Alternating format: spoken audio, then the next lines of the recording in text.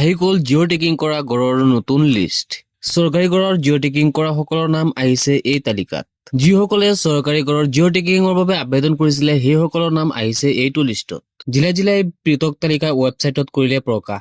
পকী গড়ৰ বাবে যদি আপুনি জিঅ' টেকিং কৰিছিলে তেনেহ'লে আপুনি পাব চৰকাৰী ঘৰ। চৰকাৰী গড়ৰ বাবে যিসকলে এতিয়ালৈকে জিঅ' টেকিং কৰা নাই সেইসকলে এতিয়াও কৰিব পাৰিব জিঅ' টেকিং।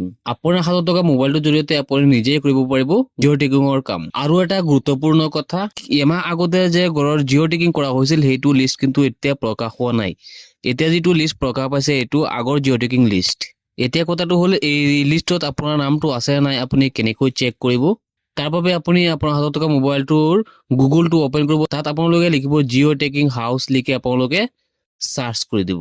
আপোনালোকে পাই যাব assam.gov.in. তাত আপোনালোকে পাব PMAYG পাৰ্মানেণ্ট ৱাইট লিষ্ট। এই অপশ্যনটোত আপোনালোকে ক্লিক কৰি দিব। এতিয়া আপোনালোকে চাব পাৰিছে PMAYG পাৰ্মানেণ্ট ৱাইট লিষ্টটো যিটো আছে সেইটো অপেন হৈছে প্ৰধানমন্ত্ৰী আৱাস যোজনা গ্ৰামীণ। তাত আপোনালোকে চাব পাৰিছে এই হেয়াৰ অপশ্যনটোত আপোনালোকে ক্লিক কৰি দিব। অলপ জুম কৰি দেখুৱাইছো আপোনালোকে ইয়াত হেয়াৰ এটা অপশ্যন আছে, এই হেয়াৰ অপশ্যনটোত আপোনালোকে ক্লিক কৰি দিব। ইয়াত আপোনালোকে পাব অল ষ্টেট, ইয়াত আপোনালোকে অ'কে কৰিব।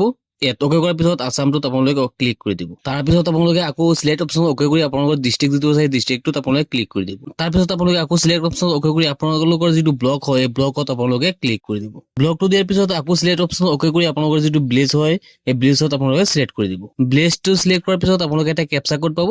আমাৰ ইয়াত দিয়া আছে 80-40।